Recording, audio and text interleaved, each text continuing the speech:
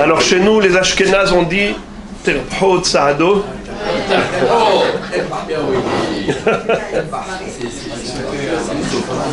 En espérant que vous avez passé de belles fêtes, revenus enrichis. Comme j'ai dit que lorsqu'on sort d'une fête juive, Pessah, Shavuot et Sukkot, on doit être enrichi. On ne peut pas être la même personne qu'on était avant la fête. Sinon, on a traversé, passé la fête, mais la fête ne nous a pas traversé. Elle doit nous faire évoluer dans notre judaïsme. C'est une autre personne qui doit naître après chaque fête. Shalosh Regalim. Les fêtes de pèlerinage s'appellent Regel. Regel, c'est le pied. Le pied, c'est le membre qui permet à la personne d'évoluer, d'avancer, d'aller d'un point à l'autre, de progresser.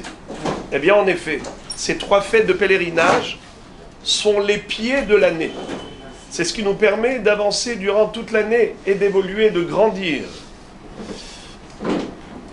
Alors, notre réflexion ce soir portera sur le sujet d'actualité, à savoir le deuil que nous portons pour la disparition des 24 000 élèves de Rabbi Akiva.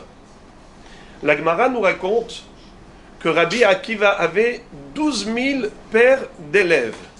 Au lieu de dire 24 000, elle nous dit 12 000 paires d'élèves. Shenem Asar Elef Zugot Talmidim Hayulo le Rabbi Akiva. Et en effet, l'une de nos interrogations sera celle-là. Pourquoi ne pas dire tout simplement 24 000 élèves plutôt que de dire 12 000 pères, 12 000 couples, ce qui est curieux. Alors, la Gemara nous dit que ces 24 000 élèves de Rabbi Akiva sont décédés pendant cette période entre Pessah et Shavuot, ben Pessah le Atzeret, et ils ont été frappés par quelle mort? La mort la plus cruelle, la plus atroce, qui s'appelle Mitat Askera. D'ailleurs, certains font remarquer que Askera, c'est les mêmes lettres que cancer. C'est la mort la plus douloureuse, comme dit la Gemara dans Masechet Brachot, qu'il y a 903 sortes de morts. La plus belle, c'est Mitat Neshika, la mort du baiser. C'est comme si on retirait un cheveu qui flottait sur une tasse de lait. Ça glisse tout seul. La Neshama quitte le corps en douceur. Mais Mitat Askera, la Gemara, pour illustrer, elle donne un descriptif qui est le suivant. Imaginez-vous une pelote de laine qui s'est emmêlée dans un buisson. Vous voulez retirer la laine, eh bien tout sort petit à petit. À chaque fois, il reste encore un petit morceau. Eh bien la même chose, Chas v'Shalom, la Neshama de cette personne quitte lentement son corps, pas d'un coup, ce qui fait beaucoup de souffrance. Figurez-vous que c'est par cette sorte de mort que les 24 000 élèves de Rabbi Akiva sont décédés. Et pendant donc cette période de 33 jours, jusqu'à Lag BaOmer, selon les Sfaradim, ou jusqu'à Chag HaShavuot, pour les Ashkenazim, en tout cas, ça a duré 33 jours pendant cette période-là. Chaque jour, il y en avait quelques-uns qui mouraient. En 33 jours, malheureusement, il y a eu liquidation de 24 000 par cette épidémie foudroyante. Quel est le nom de la maladie, de cette maladie? Askera. Aujourd'hui, on traduit en français, ils appellent ça la diphtérie.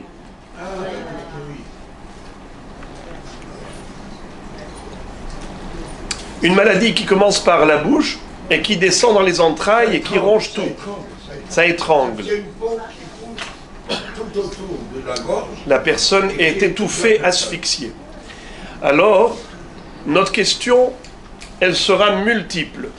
Premièrement, pour quelles raisons est-ce qu'ils sont morts?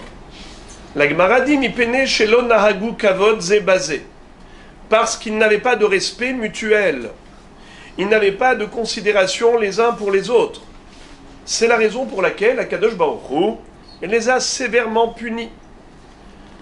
Mais notre question, c'est que, certes, c'est une obligation de faire kavod, de respecter autrui, d'aimer l'autre, mais de là à les sanctionner si sévèrement, de tuer 24 000 élèves de Rabbi Akiva, ça paraît disproportionné.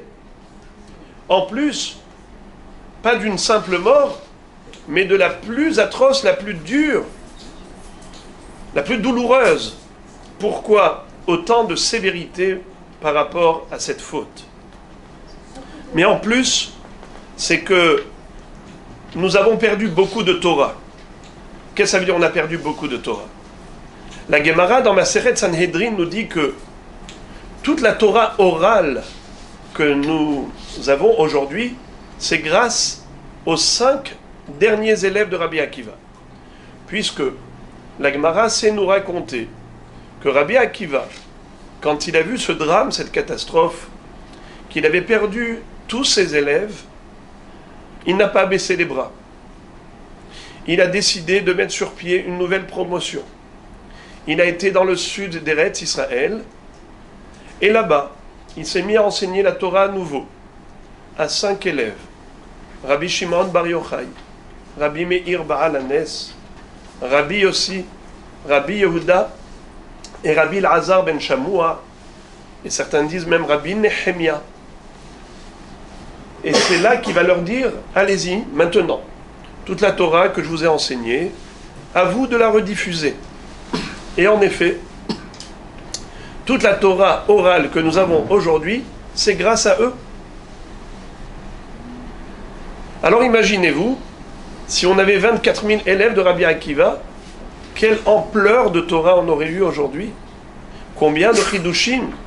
Si déjà avec 5 ou 6 élèves, on a autant de Torah, imaginez-vous, a fortiori, combien la Torah aurait été encore plus intense, plus répandue.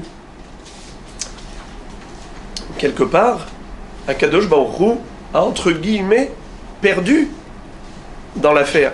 Il a perdu autant de Torah dans le monde. Alors pourquoi est-ce qu'il a fait ça?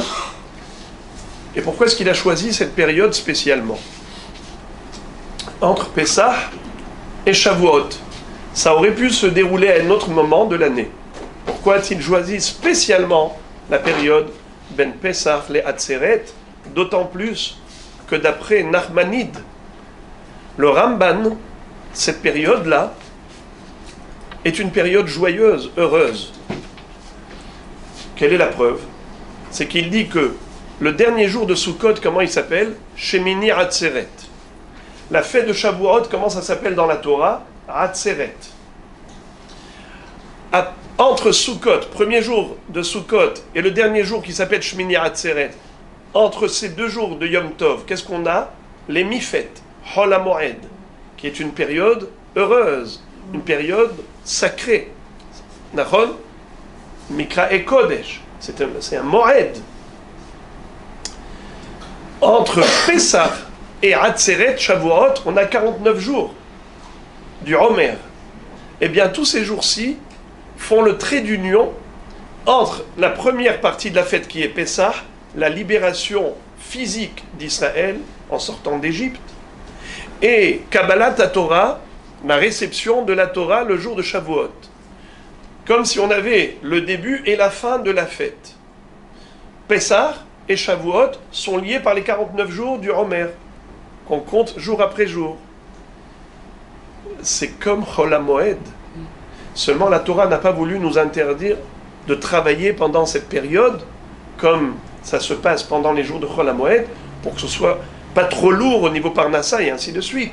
Mais sinon, dans l'absolu, au niveau de la dimension de sainteté et de la simcha, c'est une période heureuse. Alors pourquoi Kadosh Baruch Hu a choisi un moment aussi beau pour créer ce drame, pour réaliser cette catastrophe telle que la disparition de ces 24 000 élèves de Rabbi Akiva? Ça aurait pu se passer à un autre moment de l'année. Et comme on l'a dit tout à l'heure, ce qui est également curieux, c'est cette appellation de la Gemara. Au lieu de dire 24 000, la Gemara nous dit 12 000 couples. Et enfin, dernière interrogation, pourquoi est-ce que Rabbi Akiva les a laissés faire? Rabbi Akiva est pourtant celui qui a dit Ve'ahavta lere'acha kamocha zeklal gadol batora. Tu aimeras ton prochain comme toi-même. C'est un principe fondamental de la Torah. Puisque c'est Rabbi Akiva lui-même qui a enseigné ce principe, cette règle, lui en tant que Rav de ses 24 000 élèves, il avait pour rôle de les diriger, de les orienter dans le bon sens, et donc de les corriger lorsqu'ils constatent un manquement chez eux, un manque de respect mutuel, l'onahagu kavod zebazé. Alors Rabbi Akiva, dis-leur, il faut les réprimander, leur adresser un reproche. C'est du devoir du Rav. On peut répondre que justement Rabbi Akiva a déduit que c'est Zeklal Gadol Batora après la tragédie. C'est de là qu'il a déduit. Du fait que Akadosh Baruch Hu est tellement sévi à leur égard, c'est une preuve que c'était quelque chose de fondamental. Mais sinon, on va expliquer une autre raison pourquoi Rabbi Akiva n'a pas réagi. Pour répondre à toutes ces questions, on va en poser une autre. On va rappeler ce que dit la Gemara dans Masechet Shabbat. Elle nous raconte une histoire bien connue. Il était une fois un goy qui a voulu se convertir au judaïsme. Il a été voir d'abord un grand maître qui se nommait Shammai. Shammai Hazaken. Et il va lui dire, écoute, mon cher Rav, je souhaite me convertir, mais à une seule condition. C'est que tu m'enseignes toute la Torah sur un pied. La Medeni kol Torah kula regel achat. Il a envoyé balader. Il a refoulé avec le bâton d'architecte qu'il avait dans la main. Puisque Shammai Hazaken était architecte. Behafo be'amat abinyan shebeyado. Et il va lui dire, il n'est pas question d'envisager une chose pareille. Qu'est-ce que tu crois que la Torah, elle est si simple pour la prendre sur un pied? Et on explique pourquoi est-ce qu'il a choisi le bâton d'architecte. C'est parce que quand on mesure quelque chose, un architecte, il a un mètre, il a un bâton de mesure pour pouvoir effectuer toutes sortes de mensurations, pour voir et mesurer chaque surface, chaque longueur et largeur. L'échelle de mesure que l'on utilise généralement est toujours relative à la surface que l'on veut mesurer.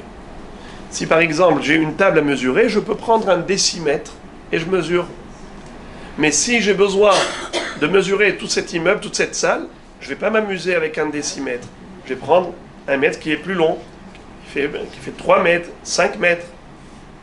Si je veux mesurer des autoroutes, eh bien, il y a des appareils plus sophistiqués. L'échelle de mesure est toujours proportionnelle à la dimension que l'on veut mesurer. La Torah, il est dit d'elle, Aruka me'eretz mida, urechava miniyam. Elle est plus longue que la terre, elle est plus large que la mer. Il n'est pas dit elle est plus longue que la terre. Elle est plus longue que la terre mesure. Aruka me'eretz mida. Qu'est-ce que c'est que mida? Mida, c'est le bâton de mesure. Si tu prends le Eretz, même si tu prenais tout le globe terrestre, comme bâton de mesure, pour mesurer la Torah, c'est disproportionné. La terre est trop petite pour servir de bâton de mesure pour mesurer l'infinité de la Torah. Tellement elle est dense, tellement elle est profonde, elle est infinie.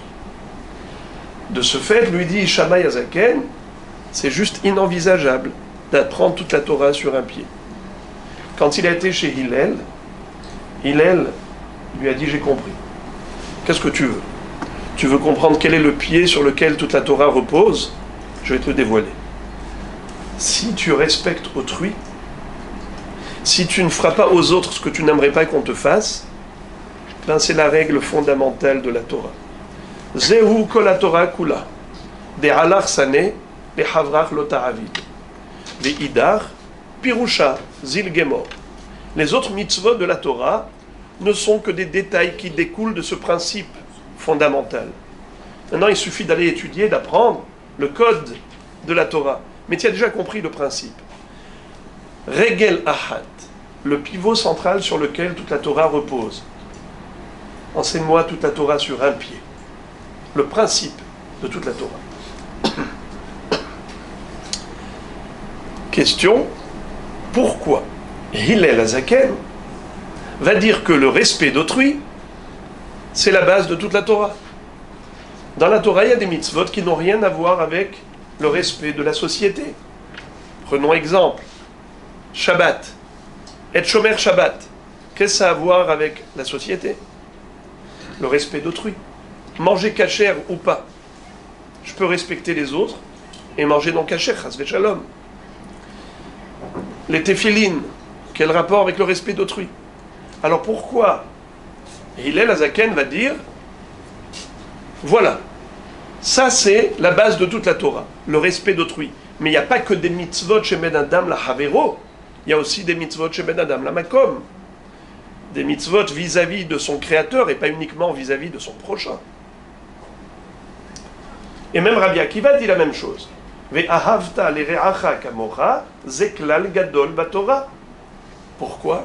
Aimer l'autre comme soi-même, c'est considéré comme étant la base de toute la Torah. Il y a deux réponses.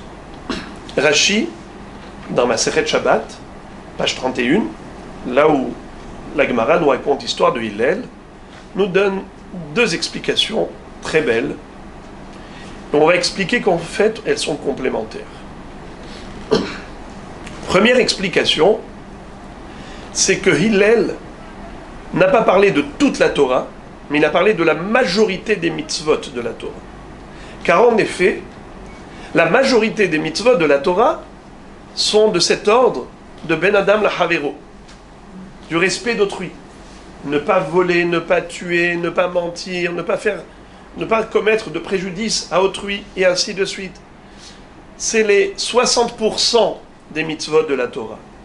Et nous le savons, que la majorité est considérée comme la totalité. Donc c'est ça ce qu'il a voulu lui dire. Je te donne le principe, je te donne la règle générale, mais qui n'englobe pas toute la Torah, mais la majorité. D'ailleurs, si vous avez remarqué que dans les tables de la loi, on a 10 commandements. 5 d'un côté et 5 de l'autre. On a combien de mitzvot qui sont vis-à-vis d'Hachem? 4.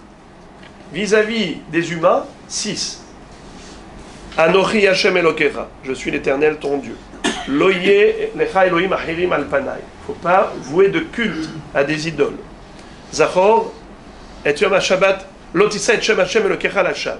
Ne mentionne pas le nom d'Hachem en vain. Zachor et Yom HaShabbat et Kadesho. Souviens-toi du Shabbat pour le consacrer. Alors, combien de mitzvot on a ici? 4. Après ça, Kabed et avicha ve'timecha. Honore ton père et ta mère. Là, on parle déjà du respect de ses parents, des êtres humains. Après, quand on passe de l'autre côté, lotirtzar, lotignov, lotinaf, ne pas tuer, ne pas voler, ne pas commettre d'adultère. Ensuite, lotane berachet, chaker, ne pas témoigner, faire un faux témoignage contre l'autre. Et enfin, ne pas convoiter ce qui appartient à autrui. L'otahmod. On a 6 sur 10. Des mitzvot chez Ben Adam, la Chavero. Donc on a, en effet, la majorité dans le décalogue, également dans toute la Torah, puisque le décalogue, c'est en filigrane toutes les mitzvot de la Torah. Rabbeinu Saadia Gaon a retrouvé dans les 10 commandements la base et la source des 613 mitzvot. Comme si on avait 10 troncs d'arbres avec des branches. Chacun des commandements, des 10 commandements, c'est un tronc commun à différentes mitzvot. Ok, ça c'est une explication, on l'a comprise. Mais Rashi en donne une autre. Et il nous dit que, en réalité, le respect d'autrui, c'est la base de toute la Torah. Pas uniquement des mitzvot chez Ben Adam, la Chavero, mais même Ben Adam la Makom. Comment? Rashi. Il dit que Ve'ahavta lere'acha kamocha. Tu aimeras ton prochain comme toi-même. Tu veux savoir c'est qui ton prochain, c'est qui ton ami que tu dois aimer? C'est Akadosh Baruch Hu. Tel qu'il est dit dans le pasuk, dans Mishlei, Re'acha ve're'a avicha al ta'azov. Ton ami et l'ami de tes ancêtres, ne l'abandonne pas, ne le quitte pas. C'est qui? C'est Akadosh Baruch Hu. C'est lui ton meilleur ami. C'est lui qui t'a donné la vie. C'est lui qui t'a donné la santé. C'est lui qui t'a accompagné depuis ta première respiration en arrivant dans ce monde. Et celui qui te comble en permanence de tout ce que tu as, de tout ce que tu es. Pas uniquement à toi, tes ancêtres également. Tes parents, tes grands-parents, tes aïeux. Qui a fait tout ça pour toi et tes ancêtres? Akadosh Baruch. Re'acha ve're'a avicha al ta'azov. Ne lui cause pas de chagrin. Ne transgresse pas sa volonté. Fais ce qu'il te demande. Respecte Hachem comme tu aimerais qu'on te respecte. C'est la base de toute la Torah. Et je dirais que ces deux explications de Rashi sont complémentaires. Pourquoi? Parce qu'il y a un processus psychologique. Des mitzvot ben adam la havero, on arrivera à accomplir les mitzvot chez ben adam la makom. Des lois de société, on arrivera à accomplir même les commandements divins qui n'ont rien à voir avec la société. Comment ça se passe? Pourquoi est-ce qu'une personne peut fauter? C'est par égocentrisme. Sa volonté est prioritaire par rapport à la volonté de Dieu. La personne, de par nature, elle a tendance à être égoïste. Et ce n'est pas de sa faute. C'est comme ça qu'on l'a habitué, qu'on l'a éduqué. Un bébé, quand il est sur sa chaise haute, et que sa maman veut lui donner à manger, avec la petite cuillère, il ferme sa bouche, alors elle applaudit pour qu'il accepte d'ouvrir sa bouche. Ah, première cuillerée pour papa, deuxième cuillère pour maman, et après pour tonton. Et à chaque fois, tout le monde applaudit. Il a mangé, il a mangé. Il mange, il rend service. Quelle sensation! Alors cet enfant, il grandit en ayant l'impression qu'il est le nombril du monde. Tout le monde pour lui, tout le monde autour de lui, tout le monde se soucie de lui. Et il développe cet égocentrisme. De ce fait, il a beaucoup de mal à s'investir dans l'altruisme. L'égoïsme, c'est le contraire de l'altruisme. À l'âge de la maturité, arrive l'âge de 13 ans, pour nous, bar mitzvah, bat mitzvah, à 12 ans, on commence à comprendre qu'il y a des obligations. Il n'y a pas que des droits, mais également des devoirs. Quand on est enfant, les enfants se disputent, ils s'arrachent les jouets. Ça c'est à moi, non c'est moi. Et chacun veut tout pour lui. Mais quand on grandit, on commence à lui apprendre. Maintenant, à ton tour, tu vas partager avec les autres. Tu vas donner aux autres. Et c'est comme ça que petit à petit, il va grandir. Quand il va se marier, alors c'est carrément s'inscrire dans une démarche d'altruisme total, 24 heures sur 24, 7 jours sur 7, 30 jours par mois, 365 jours dans l'année, toute une vie. Ça, c'est ce qu'on apprend à l'homme à faire de lui-même, de guérir sa maladie d'égoïsme par des exercices d'altruisme. Il s'avère donc que une personne qui petit à petit apprend à annuler sa volonté au profit de celle de l'autre, par respect et considération pour l'autre, parce que l'autre compte pour lui, c'est ce qu'on appelle nahagu kavod, avoir du kavod pour l'autre. Quelle est la racine du mot kavod? C'est kaved. Kaved, ça veut dire c'est lourd, c'est le poids. L'autre, il a un poids dans ton cœur. Quelqu'un que je ne calcule pas, il est léger dans mon cœur, il ne pèse pas chez moi. Quelqu'un pour qui j'ai du kavod, dans mon cœur, il a la considération, il pèse lourd, j'ai du kavod pour lui. Sa volonté compte pour moi. Je ne veux surtout pas qu'il ait du chagrin, le froisser, le frustrer, l'offenser, l'offusquer. Pas question. Au contraire, je veux que cette personne soit heureuse et je réfléchis, je pense comment la rendre heureuse. Tout ça, c'est du kavod. Lorsque la Torah nous donne tellement d'exercices, de ben adam lachavero, des mitzvot qui régissent la société, les devoirs de l'homme vis-à-vis des autres, de son prochain, eh bien, désormais, il est capable également de s'effacer pour accomplir la volonté du Créateur. Car si déjà vis-à-vis d'autrui, envers lequel tu as moins de devoirs de gratitude, tu t'es déjà investi, tu as déjà appris à donner à l'autre, à te donner pour l'autre, à plus forte raison que tu comprendras et tu vas concevoir la nécessité de faire le don de soi pour accomplir la volonté de ton Père Céleste, de ton Créateur. Tu vis par lui, tu comprendras que tu dois vivre pour lui.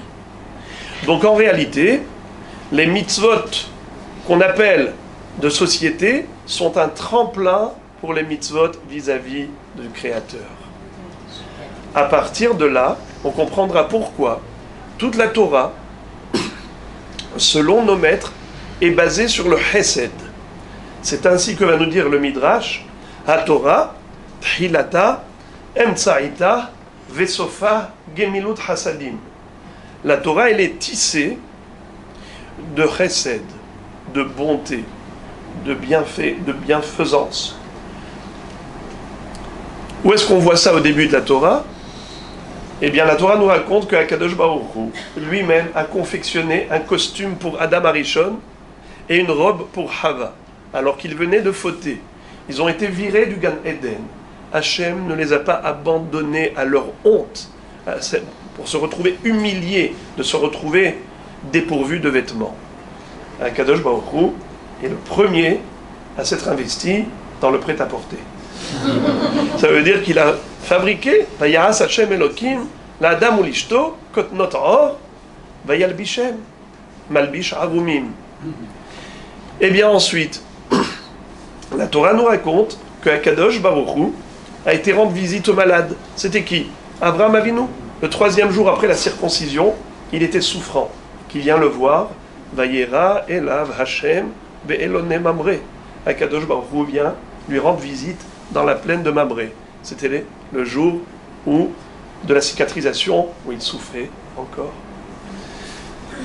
Quand Abraham Avinu est décédé, qui était en deuil ? Yitzhak, son fils. Akadosh Baruch Hu vient consoler Yitzhak. Vaivarer Otosham, Rachid de dire Zobirkat Avelim. Hachem a adressé une bénédiction à Yitzhak. La bénédiction qu'on adresse aux endeuillés pour les réconforter. Et à la fin de la Torah, on nous raconte que Akadosh Baruch Hu a fait carrément office de Chevra Kadisha, de s'occuper lui-même de la sépulture de Moshe Rabbeinu, puisque Moshe Rabbeinu, quand il est décédé, personne ne savait où il se trouvait. Personne n'a pu l'inhumer. Comme la Torah elle-même témoigne, Velo yada ish et kevurato. Personne ne sait où se trouve la sépulture de Moshe Rabbeinu. Vaikvor otobagaï, c'est Akadosh Baruch Hu lui-même qui l'a inhumé. Donc, la Torah conclut avec ce sujet, pour nous dire que le fil conducteur de toute la Torah, c'est Chesed. Elle commence, elle traverse, et elle conclut par le sujet du Chesed. Ce qui veut dire que c'est ça, la base de la Torah. D'ailleurs, quand est-ce que Akadosh Baruch Hu a donné la Torah au peuple juif ? Que lorsqu'il était uni. Vaïhan Sham Israël Negedahar. Et Israël campa face à la montagne. Pourquoi est-ce qu'on n'a pas dit ils campèrent au pluriel, comme on l'a dit pour tous les campements. Vaïsrou Vaïahanu, Vaïsrou Vaïahanu. Ils ont voyagé, ils ont campé au pluriel.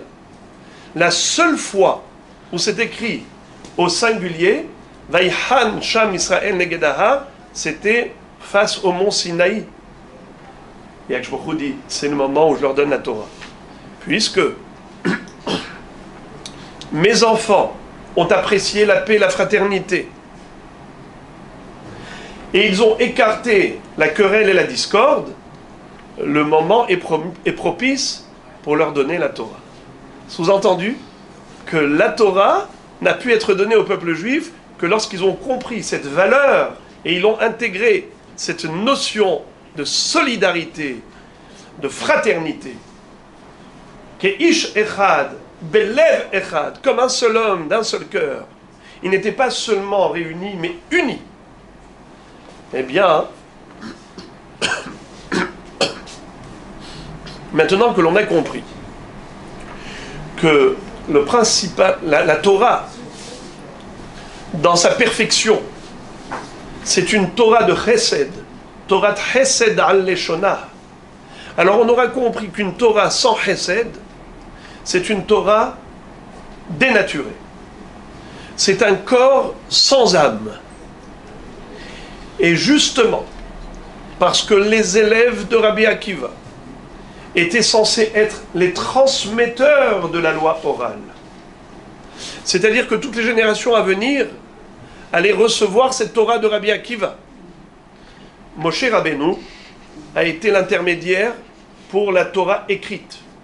Rabbi Akiva, intermédiaire pour la Torah orale. Bien sûr qu'elle provient de Moshe Rabbeinu, Misinaï, mais Rabbi Akiva, c'est lui qui l'a développé, qui l'a commenté, qui lui a donné toute sa dimension. Du fait que la Torah orale passe par les élèves de Rabbi Akiva, figurez-vous, quelle Torah on aurait eu aujourd'hui? Une Torah sans Chesed. Akadosh Baruch Hu dit, ce n'est pas de cette Torah que je veux. Et c'est justement pendant la période entre Pessah et Shavuot, où on se prépare à recevoir la Torah, c'est-à-dire à renouveler notre engagement auprès d'Hachem.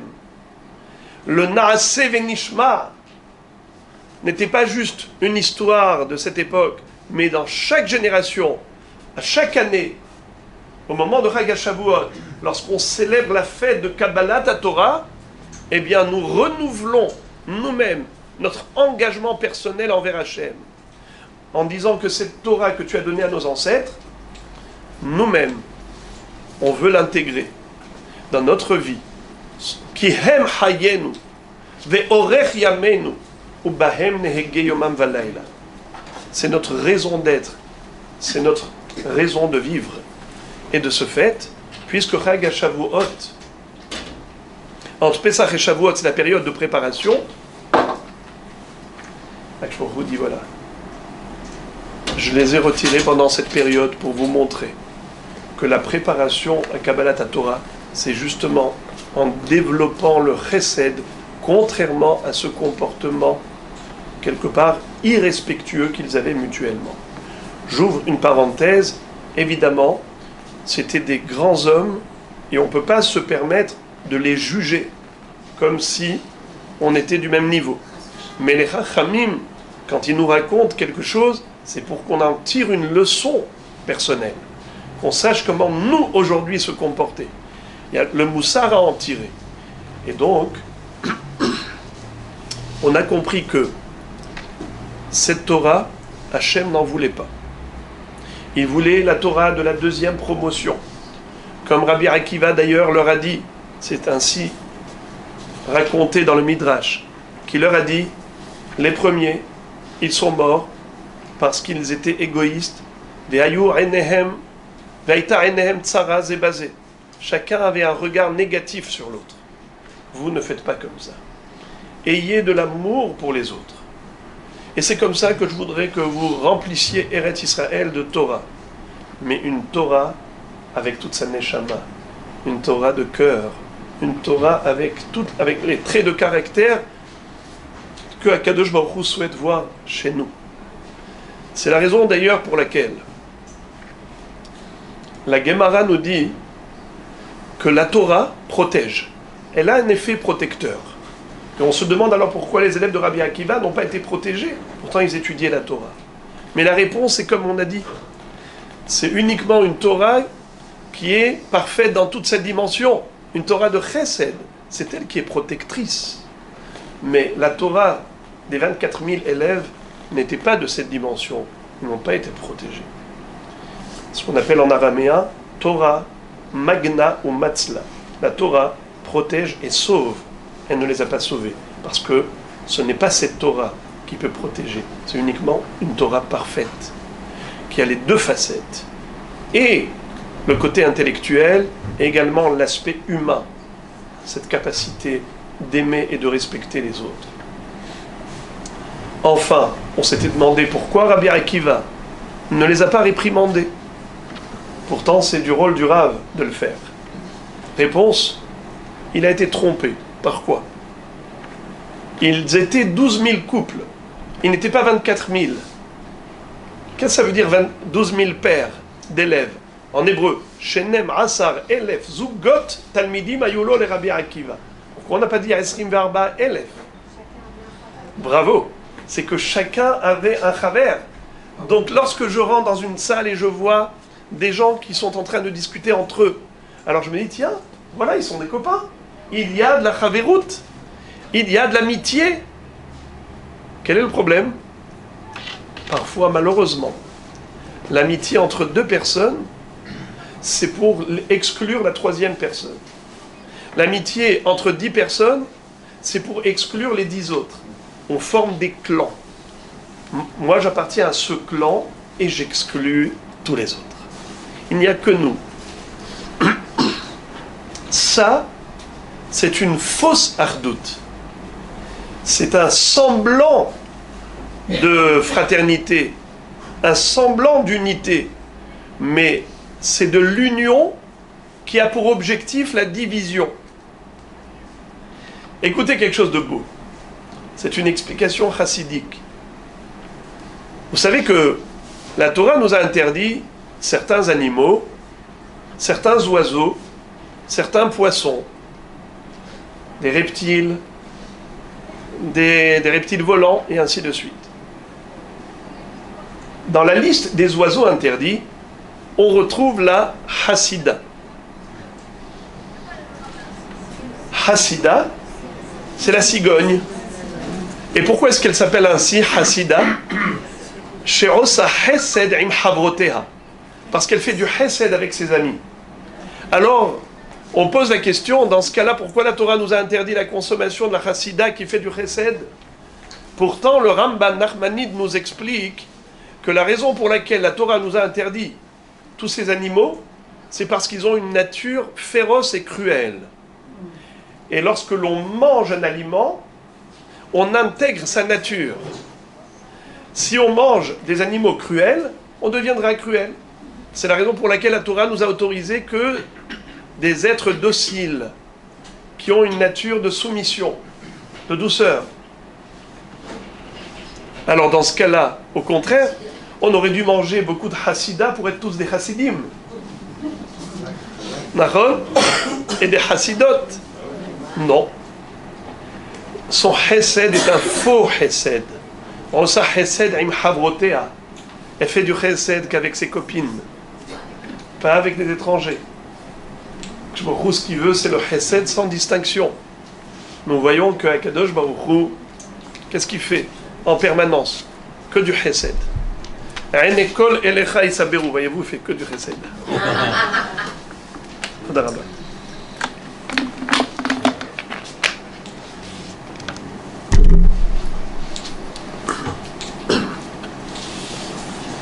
Poteach et yadecha umasbia lechol hay ratzon. Avec il ouvre sa main avec largesse et il donne à tous les êtres ce dont ils ont besoin à volonté. Masbia lechol hay ratzon lefi retzono shel kol echad ve'echad. Alors on doit ressembler à Kadosh Baruch Hu. Ma'u rahum afata rahum, ma'u hanun afata hanun. Comme lui, il est clément et miséricordieux, tu dois l'être également. Agir comme un Kadosh Baruch Hu, avec bonté, bienveillance et bienfaisance. Torah Chesed. Alors, voilà la raison pour laquelle nos maîtres nous ont demandé de porter le deuil pendant cette période pour les élèves de Rabbi Akiva. on ne se marie pas pendant cette période, il n'y a pas de manifestation de joie, on ne se coupe pas les cheveux pour les hommes. Pourquoi tout cela? C'est pas simplement pour nous infliger des souffrances, c'est surtout pour qu'on prenne à cœur la nécessité de réparer cette faute, cette erreur, cette tendance, cette fâcheuse tendance de l'être humain à se recroqueviller sur lui-même, à se refermer sur son intérêt personnel et faire abstraction des autres. Non. Ouvre-toi sur la société. Essaye d'être heureux du bonheur d'autrui. Essaye d'apporter du réconfort à celui qui est dans la peine, dans la souffrance. Même un sourire. Chachamim nous disent que Ulven shinaim halav, Ulven shinaim halav, Gadol hamalbin shinav lahavero, yoter mimashkeu halav. Celui qui découvre ses dents, qui montre ses dents aux autres, eh bien, c'est plus que s'il lui avait servi un verre de lait. Ça veut dire que si on voyait quelqu'un qui est super gentil, il est en train de servir à tout le monde des tasses de café au lait, ah, qu'est-ce qu'il est gentil. Mais celui qui sourit aux autres est encore plus gentil. Gadol hamalbin shinav lahavero yoter mimashkeu halav. Parce que cette personne à qui tu as souri, elle se sent considérée, elle se sent mise en valeur. Ça veut dire que les gens l'apprécient. Sous-entendu qu'elle a sa place dans la société.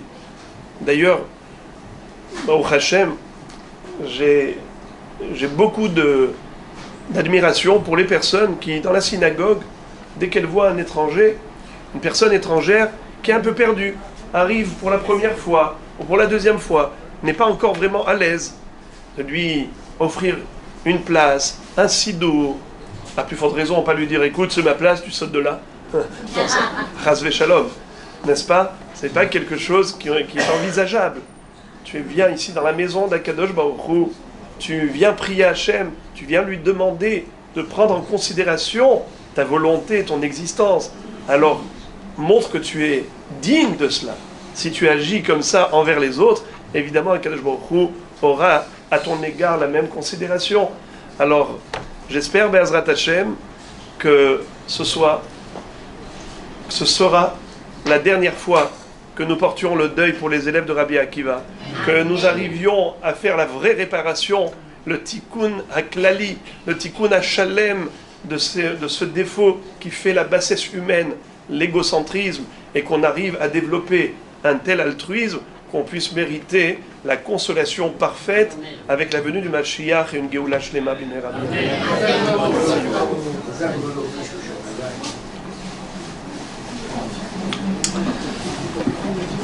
Comme j'ai parlé de considération pour l'autre, je vous ai libéré plus tôt.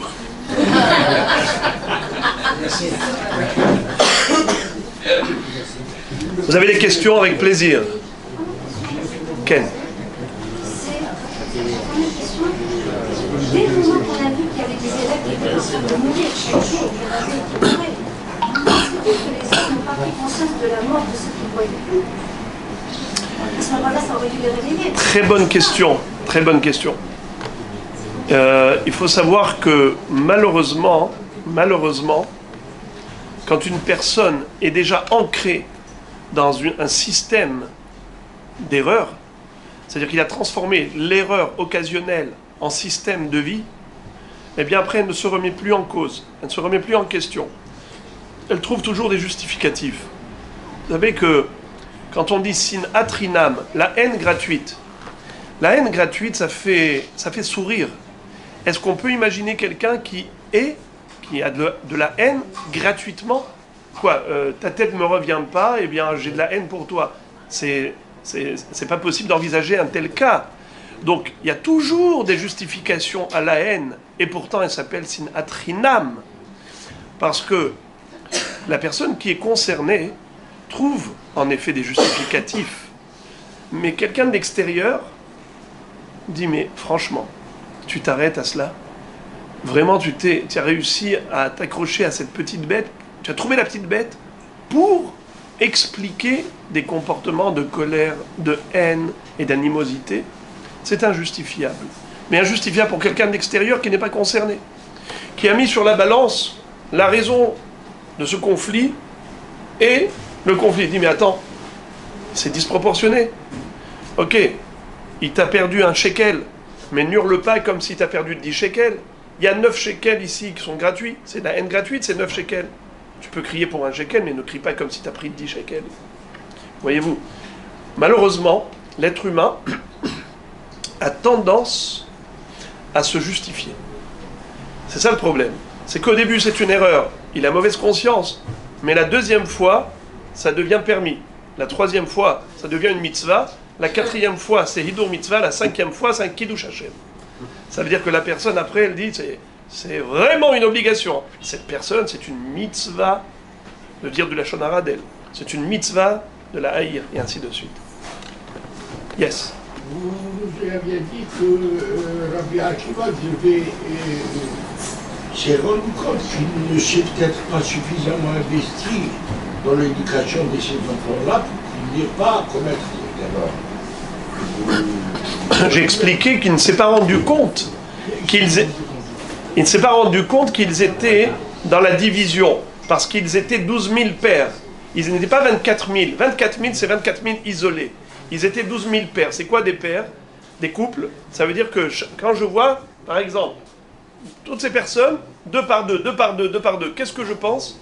Eh bien, c'est très bien. Il y a quelque part une unité. Il y a de l'amitié. C'est l'impression que ça me donne. Pour ça que la Torah, elle a dit, pour ça que la Gemara a décrit l'histoire en disant 12 000 couples d'élèves. Elle n'a pas dit 24 000, parce que 24 000, c'est 24 000 unités.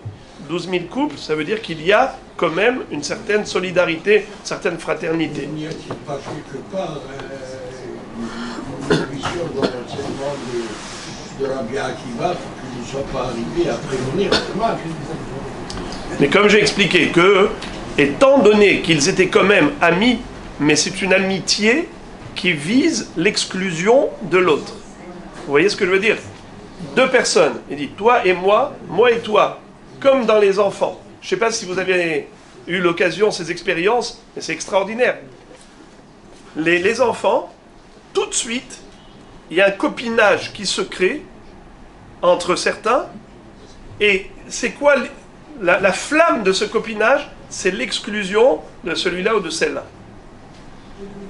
Pour ceux qui ont l'habitude avec les enfants, les gosses, dans les écoles, vous voyez ça, surtout dans le bas âge, où ils n'ont pas honte de cacher cela, c'est comme ça que ça marche. Et ça, c'est trompeur. Parce que quand on les voit amis, on croit qu'il y a de l'amitié. Mais cette amitié-là, c'est pas de la vraie amitié. C'est juste pour exclure l'autre. D'ailleurs, on dit ça pour les antisémites. Les antisémites, qu'est-ce qui les lie?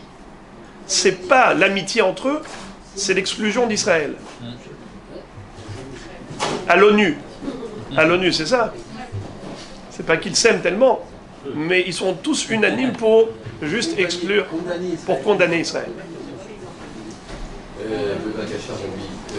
Est-ce que dans la Torah, on s'est posé une question, Akadosh Baruch Hu a pris la décision pour tous ces 12 000 couples d'élèves, ou c'est au fur et à mesure?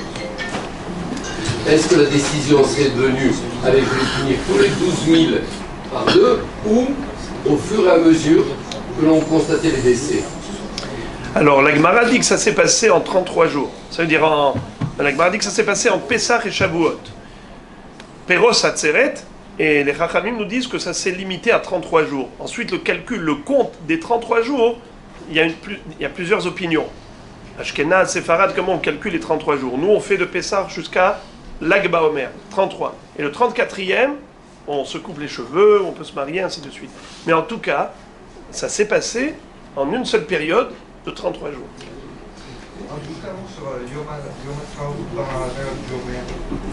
Très bien, bonne question.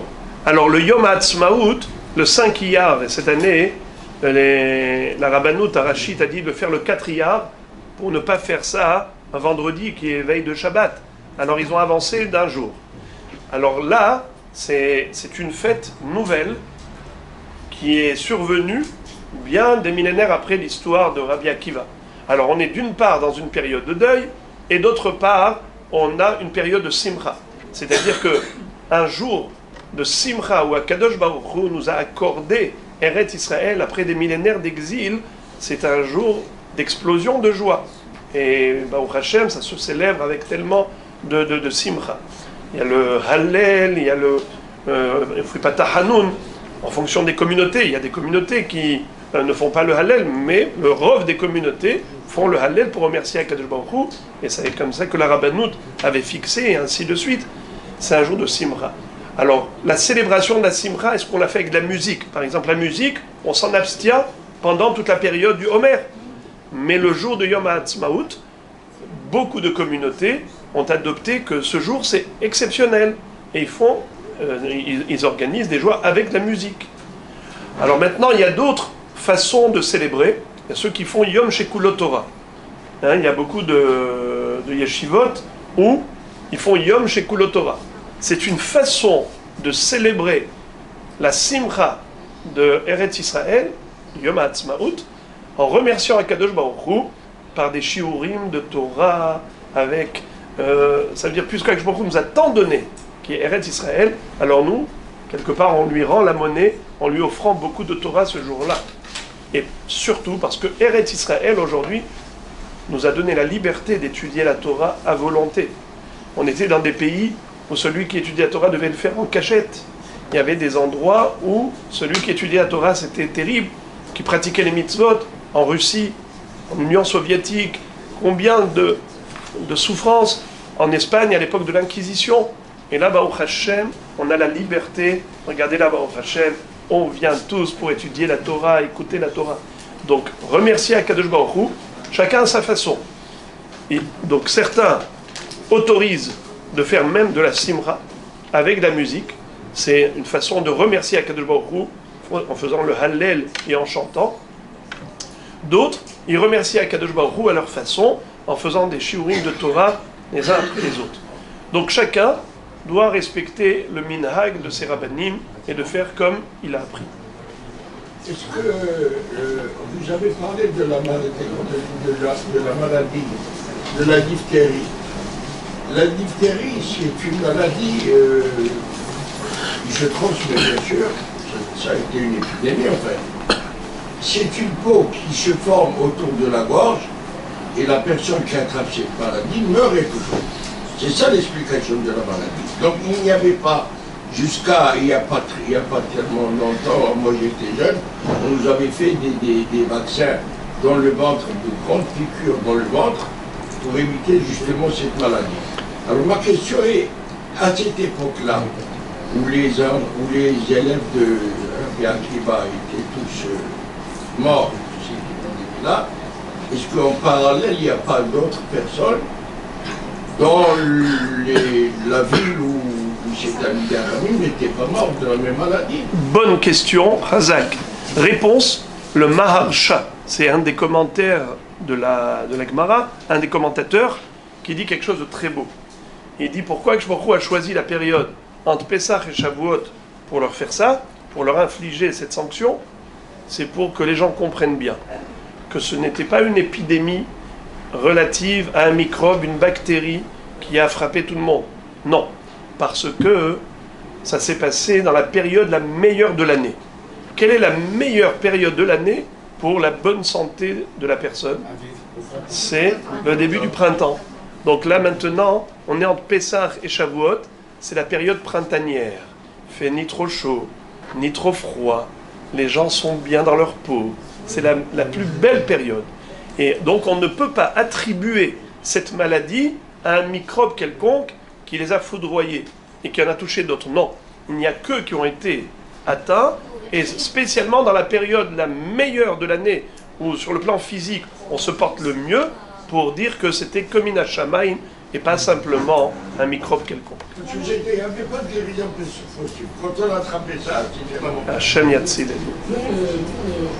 On dit que le problème, ils étaient amis entre eux, et la compréhension qu'ils avaient chacun de la Torah, c'était la leur la bonne.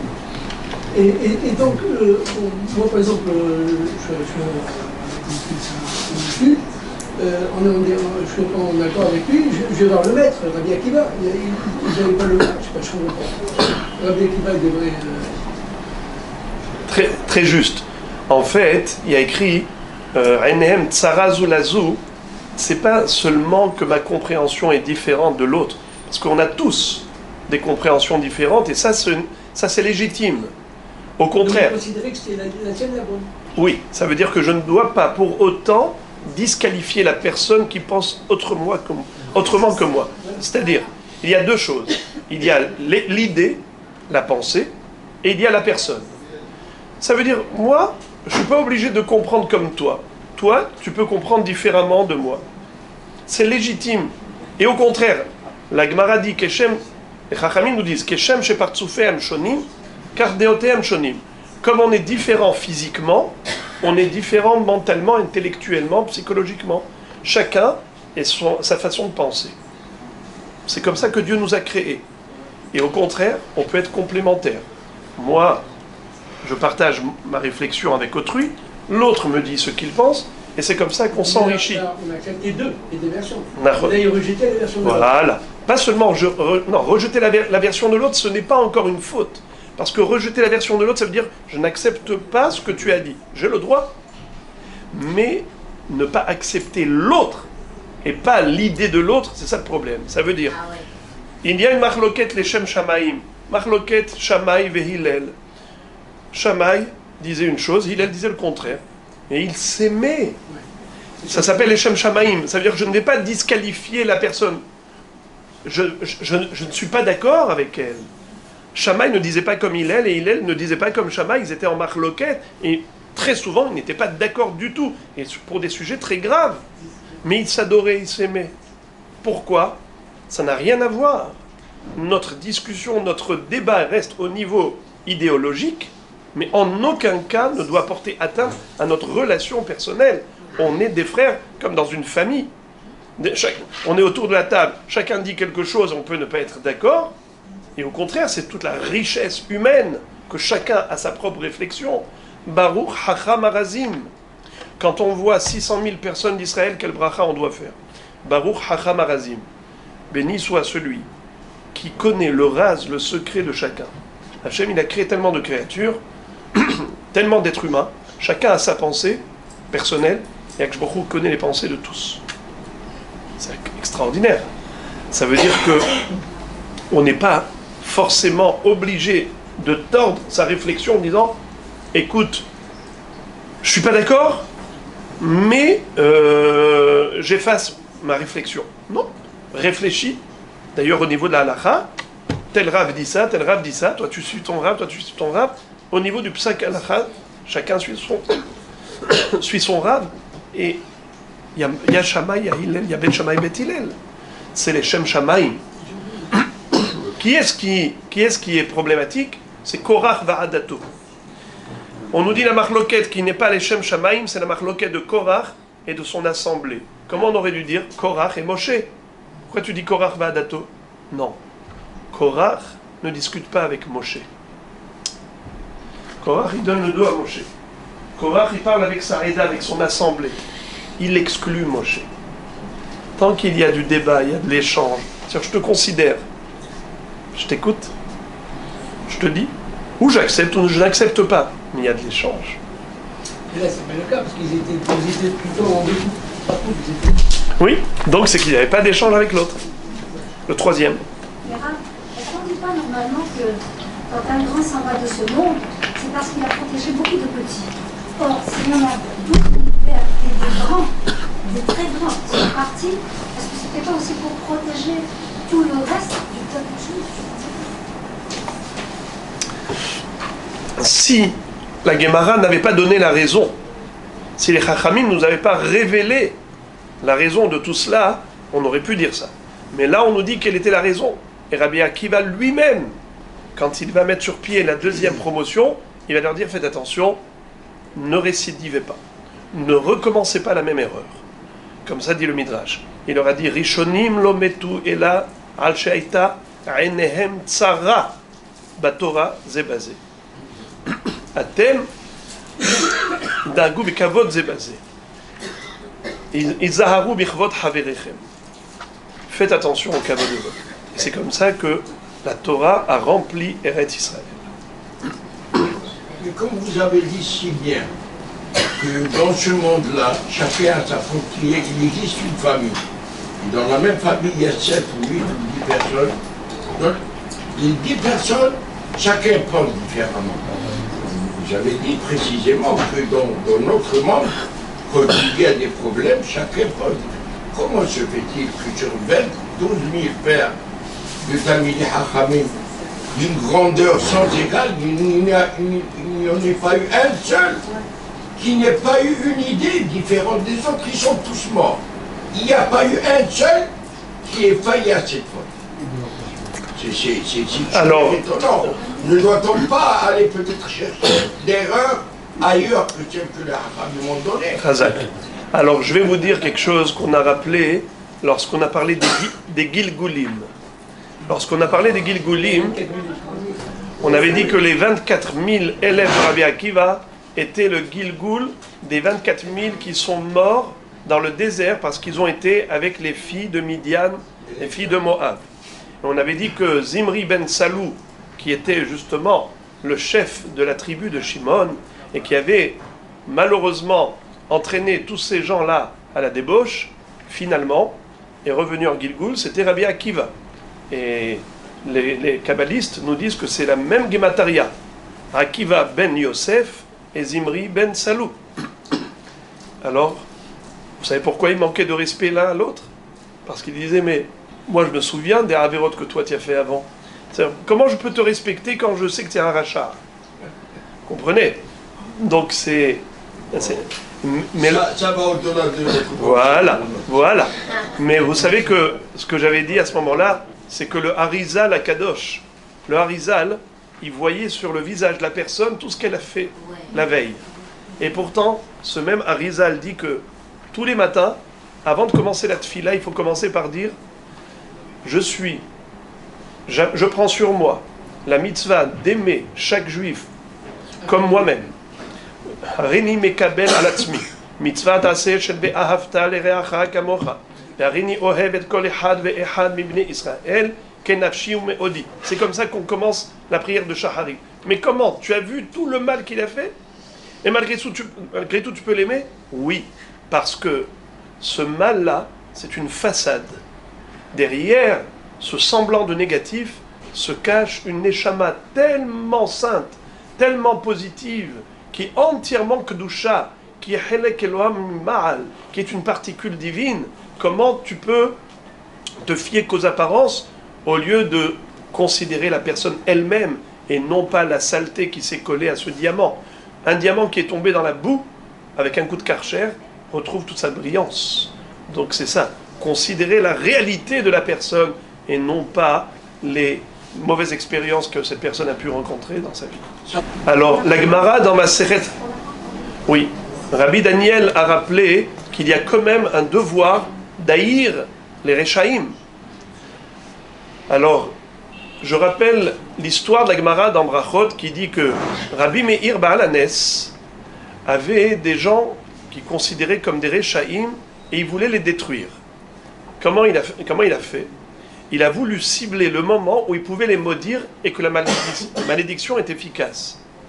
Je passe sur les détails, mais il voulait viser juste au moment où Akadosh Baruch Hu est en colère dans ce monde. La Gemara dit que Hachem est en colère 1 minute, 1 seconde durant les 24 heures. Qui rega be'apo. La Gemara dit rega be'apo. La colère elle dure rega. La Gemara dit c'est combien rega? Le temps de dire rega. Combien de temps dure rega? 1 seconde. Resh Gimel Aïn, c'est même pas 1 seconde. Et il a voulu prendre un coq, il l'a attaché, et il savait que quand la crête blanchit, il savait que c'est le moment juste. Et puis voilà qu'il s'est endormi. Quand il s'est endormi, il a compris qu'Akadosh Baruch Hu ne voulait pas qu'il maudisse. Sa femme Berouria lui a dit, mon cher mari, ce n'est pas la volonté d'Hachem de maudire les gens. Parce qu'il est écrit dans Tehilim, David Amelech a dit, Itamu hataim min haaretz urshaim od enam. Itamu hataim velo hotim. David Amelech a dit, que les fautes vont disparaître, pas les fauteurs. S'il n'y a plus de fautes, automatiquement il n'y a plus de fauteurs. Il ne faut pas maudire les fauteurs, il faut écarter le mal. Ça veut dire les gens sont devenus mauvais à force de faire du mal. Mais ce que tu dois prier, c'est prier que ce mal disparaisse, qu'il fasse teshuva. Prie pour qu'il fasse teshuva. Donc quand tu dis Oave Hashem sin ura, ceux qui aiment Dieu doivent haïr le mal, c'est le mal et pas les mauvais. Parce qu'il n'y a pas de vrais mauvais, comme ils font du mal, ils deviennent mauvais. Mais tout ça, c'est de la carapace. Il y en a qui ont des grosses couches de crasse, il y en a qui ont des petites couches, des fines couches. Mais finalement, la Nishmat d'Israël, elle est toujours là présente. Et en effet, parfois, il suffit d'un coup de karcher, soit Kippour, soit parfois, malheureusement, des épreuves. Et avec ces épreuves-là, la carapace s'ouvre. Et du coup, tu vois, cette Neshama qui remonte, qui se rattache à Kadosh Baruch Hu, qui fait une Teshuvah Shlema. Dans le sens où, tant que la personne fait des Averot, à ce moment-là, c'est sûr que si je vais montrer que quelqu'un qui fait des Averot, je lui fais kavod et tout ça, donc je renforce le mal dans le monde. Le comportement mauvais, je le renforce. Je dois réprimander, je dois faire ce qui... Mais j'ai une mitzvah, par exemple, prenons la mitzvah de Iboum. C'est quoi Iboum? C'est quoi Iboum?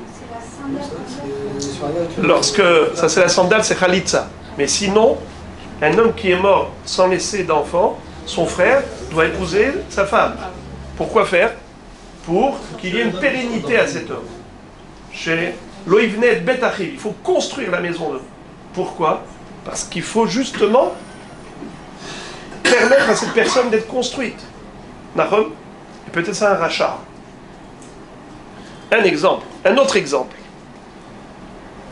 La halakha nous dit que il y a 3 avérotes, il y a 3 péchés, 3 fautes qu'on n'a pas le droit de transgresser, même au détriment de sa propre vie. Par exemple, si quelqu'un vient et vous dit ou je te tue ou tu fais Avodah Zara, la faute de l'idolâtrie, il faut se laisser tuer plutôt que de commettre la faute de l'idolâtrie.